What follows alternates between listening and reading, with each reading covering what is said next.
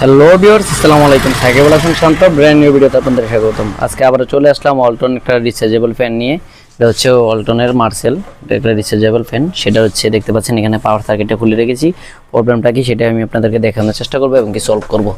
সেক্ষেত্রে হচ্ছে আমরা এখানে স্ট্যান্ডে বসিয়ে নিব ফোনটাকে বসানোর পর আমি সম্পূর্ণ কাজটা আমি আপনাদেরকে দেখাচ্ছি এবং কি আপনাদের সাথে নিয়ে করব। আপনাদের দেখার সুবিধার্থে ফ্যানটা আমরা এবার উল্টে নিব। দেখতে পাচ্ছেন এখানে আমরা ফ্যানটা রেখে দিয়েছি। সম্পূর্ণ সার্কিটটা আজকে আমরা কাজ করবো। এখান থেকে ফ্যানটা এভাবে রাখবো। সেক্ষেত্রে হচ্ছে আমরা পাওয়ার সার্কিটটাকে চেক করব। দেখতে পাচ্ছেন আমাদের হাতে এসি কোডটা এখানে কানেকশন করে দেব। তারপর হচ্ছে মিটারের সাহায্যে আমরা মেপে রোগটা নির্ণয় করব। দেখতে পাচ্ছেন। তো সেক্ষেত্রে আমরা এখান থেকে যদি ওপেন করি তাহলে আমাদের ফ্যানটা ঘুরতেছে না এবং কি এখান থেকে যদি ভোল্টেজটা মাপি ভোল্টেজটা উঠতেছে না।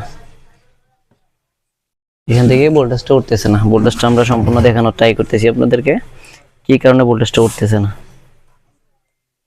এখানে কোনোভাবেই ভোল্টেজটা উঠতেছে না। আমরা যদি এসি ভোল্টেজটা মাপি তাহলে দেখতে পাচ্ছেন আমাদের এসি ভোল্টেজটা উঠতেছে 312 ভোল্টের মতো উঠে, বাট এখানে ডিসি ভোল্টেজটা উঠতেছে না। ডিসি ভোল্টেজটা না ওঠার কারণ কি সেটাই দেখাচ্ছি। সেক্ষেত্রে হচ্ছে আমরা এখান থেকে পাওয়ার সার্কিটটা ওপেন করে নিব সম্পূর্ণ। দেখতে পাচ্ছেন সম্পূর্ণ ফ্যান থেকে ওপেন করে নিলাম। আমরা বুঝতে পেরেছি যে আমাদের এখানে সেকেন্ডারি অপশনে কোনো সমস্যা নেই, প্রাইমারি অপশনটা সমস্যা। সেই ক্ষেত্রে আমরা সেকেন্ডারি অপশনটা রেখে দিব। পুরো পাখাটা রেখে দেওয়ার পরে এটা হচ্ছে আমাদের যে ওয়ালটনের মার্সেল যে ফ্যানটার এখানে হচ্ছে রিচার্জেবল ফ্যানের সার্কিটটা। সেই ক্ষেত্রে হচ্ছে আমরা এখান থেকে ডায়োডগুলো মাপবো। দেখতে পাচ্ছেন এখানে 3টা ডায়োড আছে।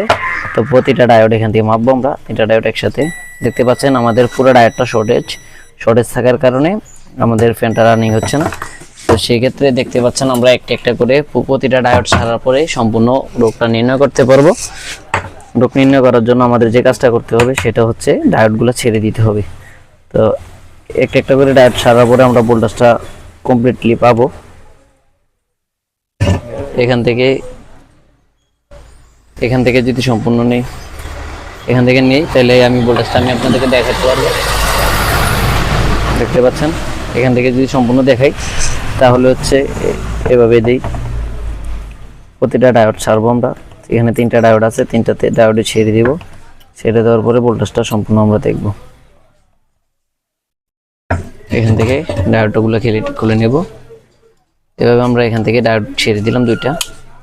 দুইটা ডায়োড সম্পূর্ণ ছেড়ে দিলাম। ছেড়ে দেওয়ার পরে তারপর হচ্ছে এখানে যে আমাদের সেকেন্ডারি অপশনটা এটা আমরা মাপবো। দেখতে পাচ্ছেন এখানে এখন আর